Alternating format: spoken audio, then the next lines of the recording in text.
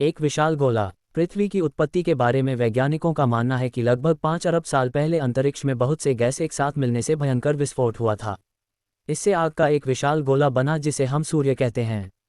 धमाका इतना जोरदार था कि चारों तरफ धूल के कण और गुरुत्वाकर्षण बल की वजह से यह कण छोटे छोटे टुकड़ों में परिवर्तित हो गए।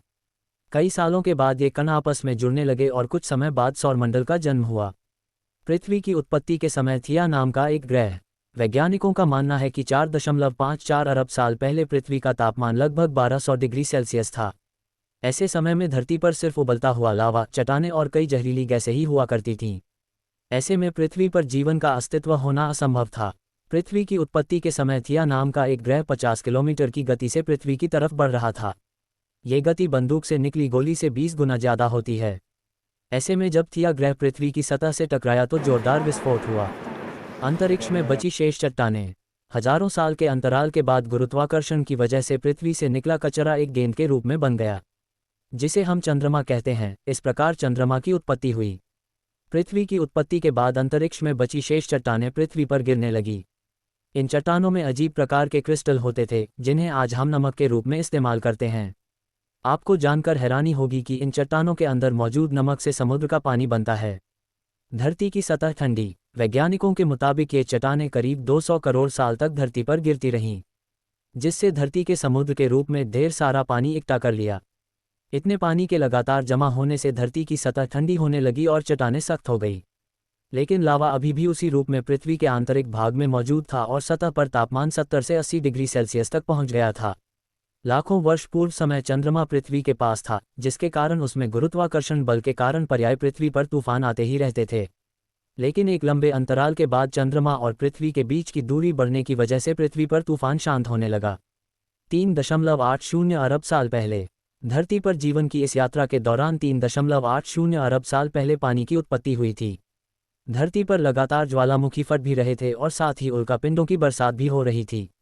उल्कापिंडों के माध्यम से पानी और नमक के साथ साथ अन्य पदार्थ भी पृथ्वी पर आ रहे थे, जिसमें से कार्बन डाइऑक्साइड, अमीनो एसिड आदि पदार्थ भी शामिल है, जो हर जीव जंतु और पौधे में मौजूद होते हैं। इतनी ऊंचाई से उल्कापिंड गिरने की वजह से वह गहरे पानी में चले जाते थे, जहां सूर्य की किरणों का उन तक पहुंचना असंभव हो जाता था।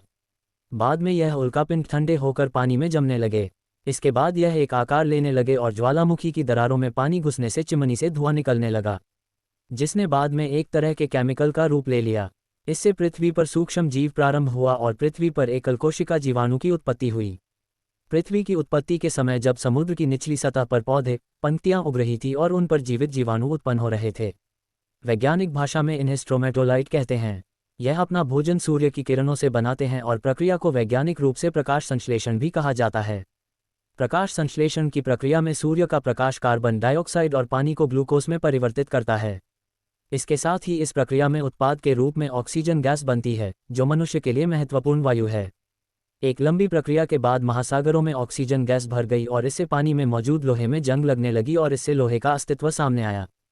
7.50 करोड़ साल पहले पृथ्वी के नीचे। ऐसे में पृथ्वी की सभी लेयर आपस में जुड़कर एक विशाल द्वीप बन गई। लगभग 40 करोड़ साल पहले पृथ्वी का निर्माण हुआ था। इससे अब पृथ्वी का तापमान घटकर 30 डिग्री सेल्सियस हो गया और दिन 18 घंटे लंबे हो गए थे। उस समय पृथ्वी की स्थिति वर्तमान में मंगल जैसी ही थी।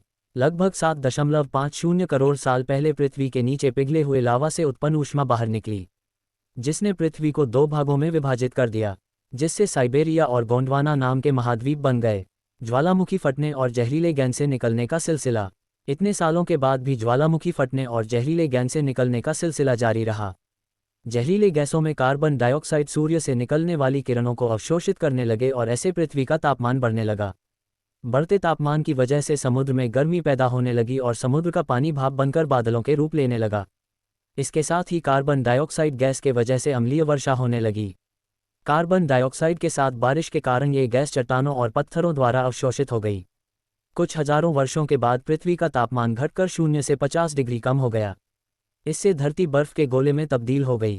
Carbon dioxide gas. ज्वालामुखी फटने की प्रक्रिया अभी भी जारी थी, लेकिन बर्फ की आवश्यकता के कारण ज्वालामुखी से फटने निकलने वाली गर्मी बर्फ को पिघला नहीं पा रही थी और इसके अलावा कोई अन्य स्रोत नहीं था जो जहरीले कैसे कार्बन डाइऑक्साइड को अवशोषित कर सके। सभी चट्टानों और पत्थर बर्फ के नीचे दबे थे।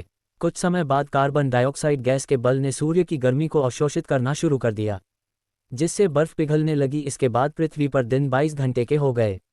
बर्फ के लगातार पिघलने से सूर्य से निकलने वाली हानिकारक पराबैंगनी किरणें सीधे पृथ्वी पर पड़ रही थीं, जिससे एक रासायनिक प्रक्रिया शुरू हो गई और पानी से हाइड्रोजन पेरोक्साइड बनाने लगा और उसके टूटने के बाद ऑक्सीजन बनने लगी।